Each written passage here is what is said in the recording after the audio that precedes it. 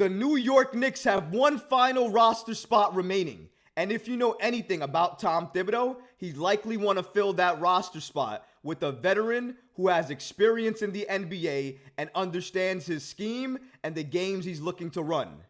Fortunately for Tom Thibodeau, a former New York Knicks player who actually has experience playing under Tom Thibodeau has actually become available in free agency.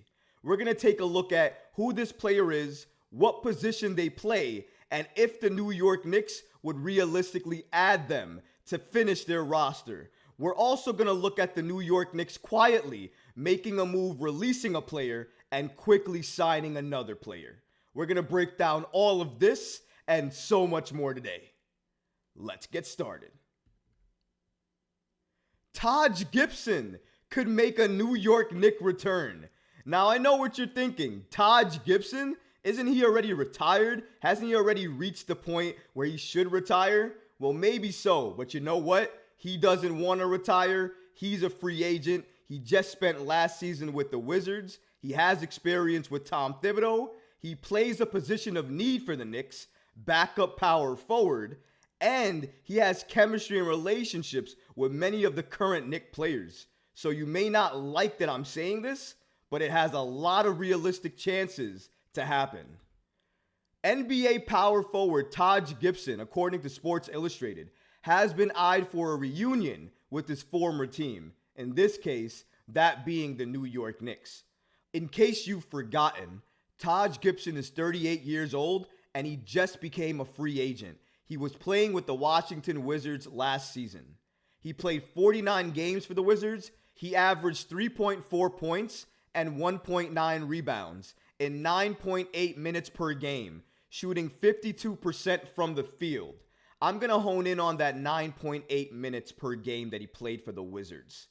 Julius Randle is going to be one of the highest used players in terms of NBA minutes next season.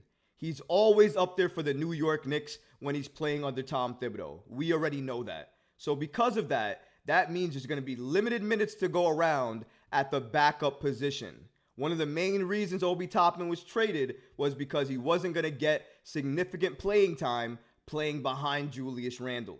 However, with Taj Gibson, if you add him, he's 38 years old, so he's not looking to play 15, 20 minutes a night. He also understands Thibs and his system that he wants to run. So he's not going to get in the way. He's going to be exactly what Tom Thibodeau needs. He's going to be put in the game to help defense, to help shoot a little bit, and to help other people get their shot off. And I think even at this age of 38, he can still do that. But more than anything else, he'll be able to fill in a solid 10 minutes or maybe a couple more minutes if you need that, because let's say Randle gets into foul trouble. He can even play a couple more minutes under Tom Thibodeau if necessary, but oftentimes he won't be needed to. He will just be needed to play 9, 10, or 11 minutes, and then Julius Randle will absorb the rest of those minutes. We need a legit backup power forward. If the Knicks are not going to convert Nathan Knight, who I believe deserves the nod at backup power forward because they already have the player, they just need to convert his two-way to a standard NBA deal. And not only that, you want to be able to develop players to potentially trade them later. You don't want to be able to get these veterans who I guess and I understand give you a veteran presence in the locker room. That's important. But when you give those minutes to a veteran and not to somebody else you can develop, you're taking away a trade asset you could potentially use. That's why I want the New York Knicks to give that backup power forward position to somebody who is young, who can develop, and potentially who we can flip for another asset in a trade. We're not going to be able to flip Taj Gibson in a trade. Nobody's going to want to trade for Taj Gibson and give you something significant in return. But I understand why the New York Knicks might want to sign Taj Gibson. One, because of the relationship with Tom Thibodeau. Two, with the relationship he has with a lot of the existing players on the Knicks right now.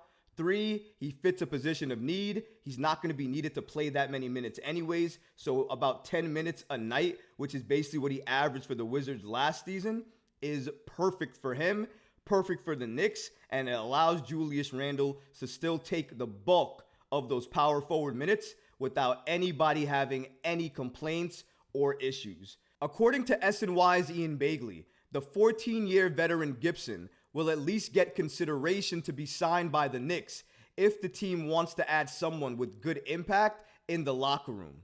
New York again has an open roster spot, doesn't have a backup power forward after trading away Obi Toppin, and is in need of one. Taj Gibson has plenty of familiarity with the Knicks head coach Tom Thibodeau, who again, he coached him in Chicago, coached him in Minnesota, coached him in New York, and potentially might be able to coach him again in a reunion tour for Taj Gibson if he heads back to the New York Knicks. As mentioned, he's a free agent, has a lot of connections with the Knicks, Tom Thibodeau, and the players, fills a position of need, and even Ian Begley, one of the NBA insiders I trust the most, even states that he's going to get consideration from the New York Knicks to be added to this roster. All those points and all those things tell me that the New York Knicks absolutely will look at Taj Gibson before the season starts, even before training camp starts, and potentially could sign him to the team to add that veteran presence, to add that backup power forward, and also to add somebody that Tom Thibodeau can lean on and trust.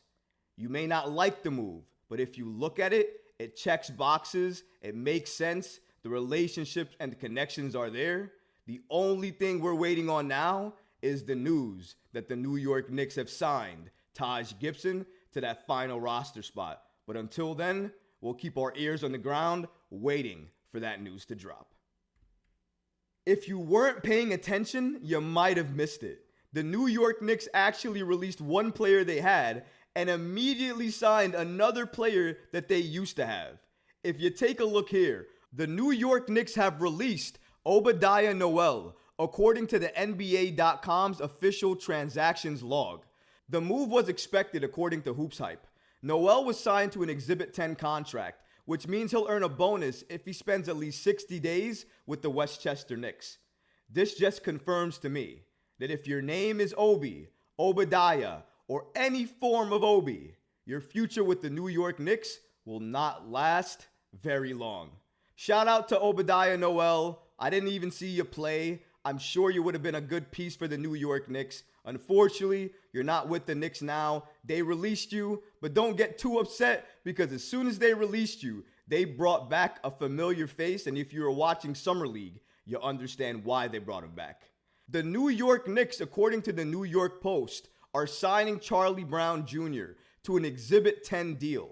Brown, who's 26 years old, so does fit the age timeline of the New York Knicks, has 41 games of NBA experience underneath his belt, last playing for the Philadelphia 76ers in the 2021-2022 season.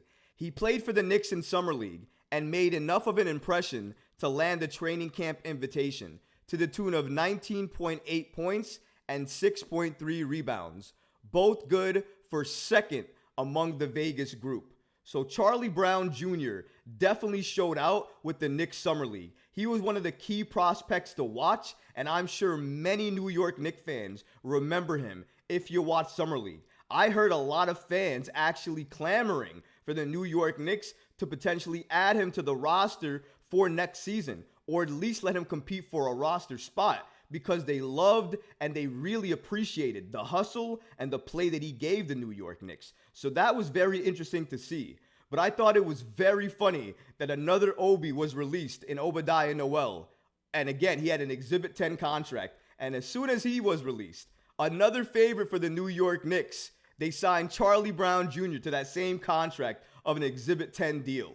And of course, I understand why. Charlie Brown Jr. was a show out for Summer League. He was a great player for the New York Knicks. He's a prospect that you want to see grow and develop. He obviously has NBA experience as well too. So all of those things are factors as to why the New York Knicks extended him a training camp invitation. They likely also need another body in training camp that they can utilize to help run different sets in practice and see what works and what doesn't. So I'm sure that's another reason that he's being invited as well too. Again, it's worth noting that he's 26 and does fit the age timeline of the New York Knicks. But what do you think, guys? Let me know your comments below.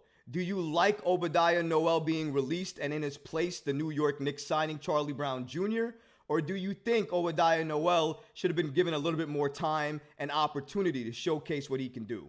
Leave a comment below because I would love to hear your thoughts and what you think about the situation.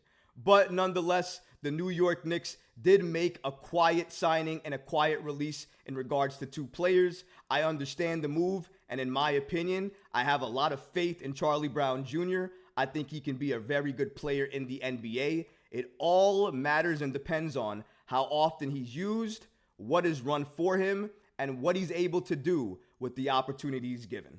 Thanks for tuning in, Knick fans. Don't forget to leave a comment below, smash that like button, and don't forget to subscribe to the channel. Until next time, Knick fans.